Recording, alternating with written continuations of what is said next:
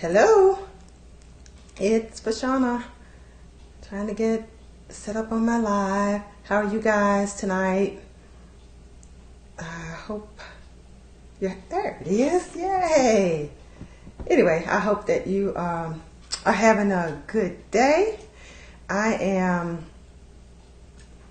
had a great day. I'm looking forward to the weekend, and I'm just who else is looking forward to the weekend? I mean, what do you guys have planned? Do you have something fun planned for the weekend? For me, it's a 3-day weekend. So, from my 9 to 5, that is. And so, I'm looking forward to just a little bit of extra rest. Not much, because I don't have a chance to get a whole lot of it. But when I do, I take full advantage of it. And running around, doing some errands, getting caught up on some projects that I have going on. So, I'm looking forward to that extra day to be able to do that. What about you? What do you guys have going on that's fun? At least I'm hoping that it's fun. I also have an aerator that's messed up on one of my sinks and my faucets that I need to have. Actually, it can't be fixed, so I have to go and shop for new faucets. So I don't know if that's exciting, but it's something that needs to be done, and it's on my to-do list for the weekend.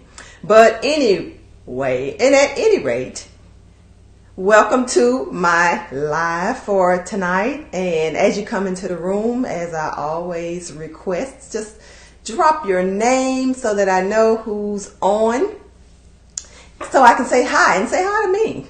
I want to say hi and be with the people and talk to the people. Yeah. Anyway, today I'm going to be talking about some communication issues. So the title of this live is don't mistake words for communication, that is. And so I know a lot of times we talk and we think because we're saying words, we're actually communicating with a person. But communication implies more than just saying words, right? It implies that we're saying words, and the words that we're saying are conveying the meaning that we want them to convey. And so that's why it's important for us to recognize sometimes, that just because we're saying things doesn't mean that it's equating to what we want it to equate to when it's received by the other person. And I was thinking, what made me even come up with this topic is I was thinking today about a situation where somebody came up to me and they were confiding in me about a team member who was working their last nerves, to be honest with you. And they were just telling me about, just going on and on about the person and, how they were just really challenging them with the way that they communicated. They didn't appreciate it, and that they was not a person who put up with a whole lot of nonsense. And so it just got me to thinking, as that person was talking to me, about, what those dynamics were there between those two individuals that was creating this frustration. And what I concluded was that although many things may have been at play there, because I'm sure there were a lot of different things, but the one big thing that popped out for me was communication. I mean, it was clearly a communication thing in my opinion. And in fact, poor communication is one of the top issues that I see in the workplace.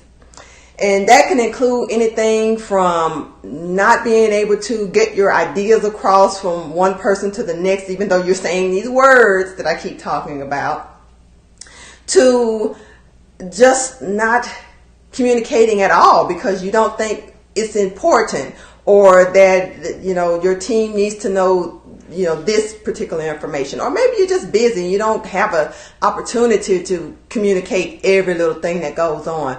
But people on your team want to know about what's going on, and especially if you're somebody who's in a leadership position, you have to be extra diligent about communicating things with your team, because they will be over in the corner just saying, I don't know what in the world is going on, and you will be over here thinking you've done all the greatest communication in the world, and then there's a disconnect.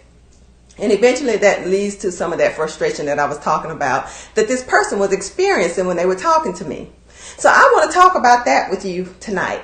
And hopefully we'll make this a record and I won't be on here long with you. I have no intention to keep you very long. I just wanted to share, just some of these lessons that I've learned and that it just are coming to me for some random reason.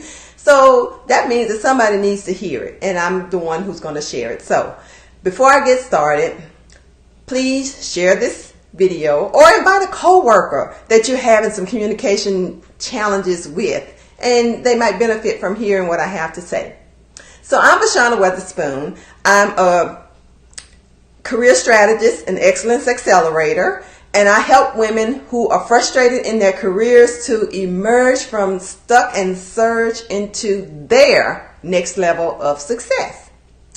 And so let's jump into it. So problem number one that I see with communication in the workplace is that we don't consider other people's needs for processing information. So we're all different.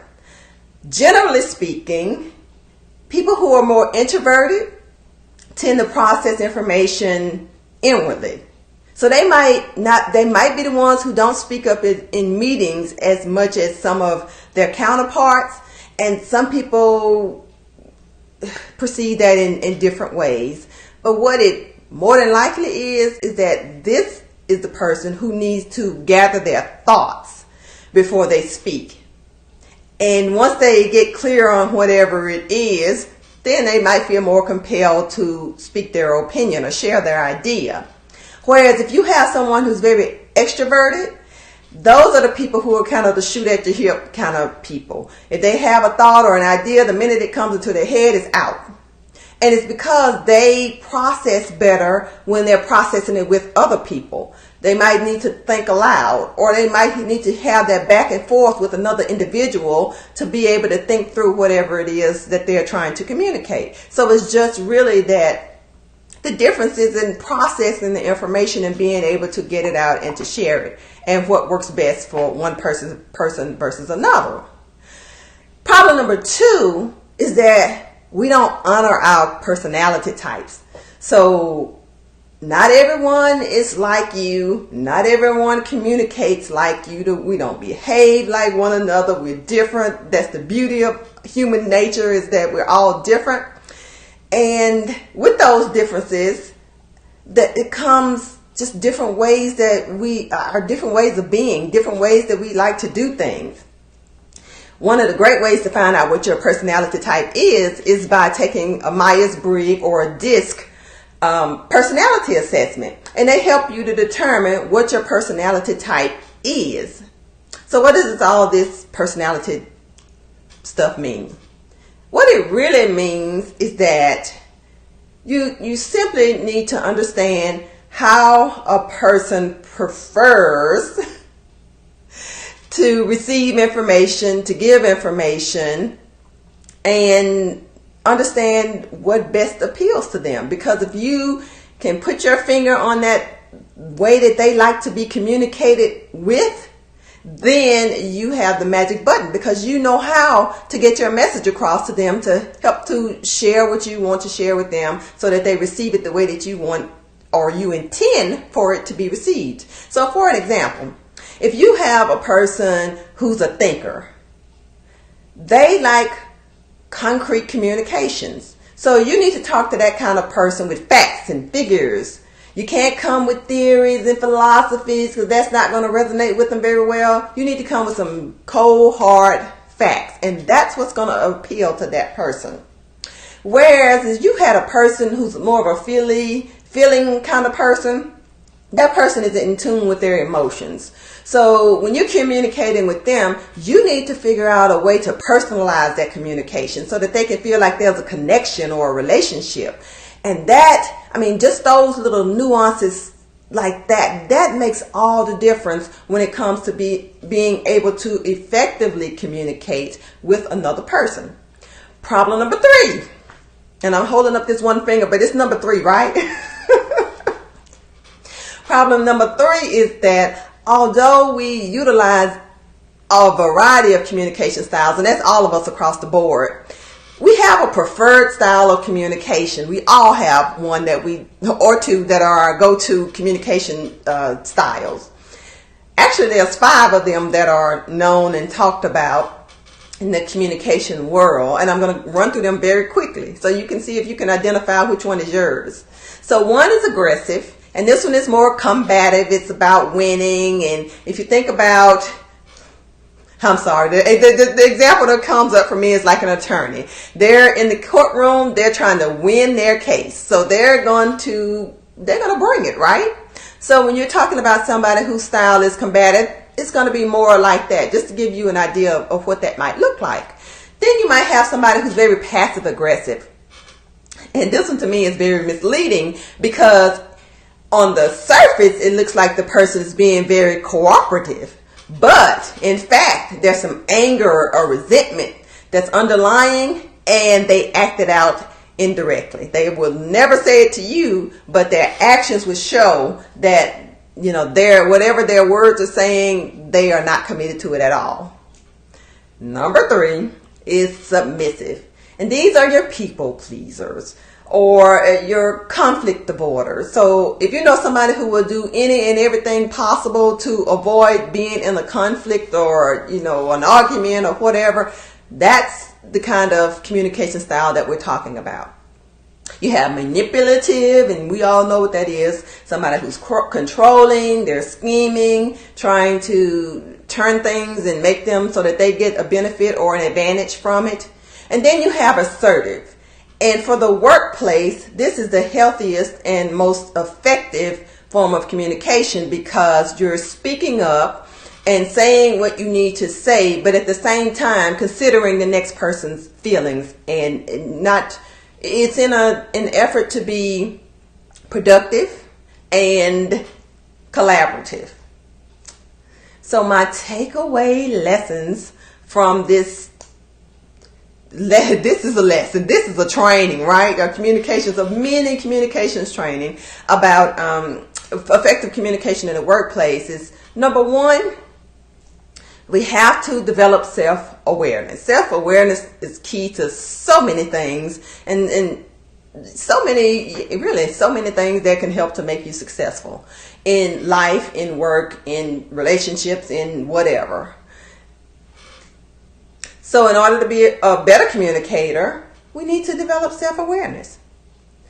Number 2, it is the responsibility of the person attempting to communicate the message to make sure that it is communicated successfully. So that would mean going back and doing those things that I just talked about.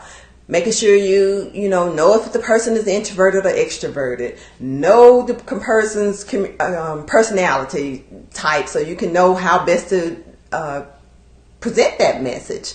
And then going back and considering communication styles and what might be their default communication style, so you can try to figure out how best to get your message across.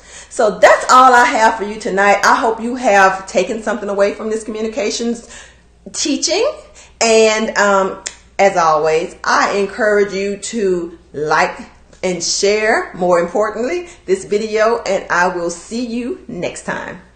Bye bye.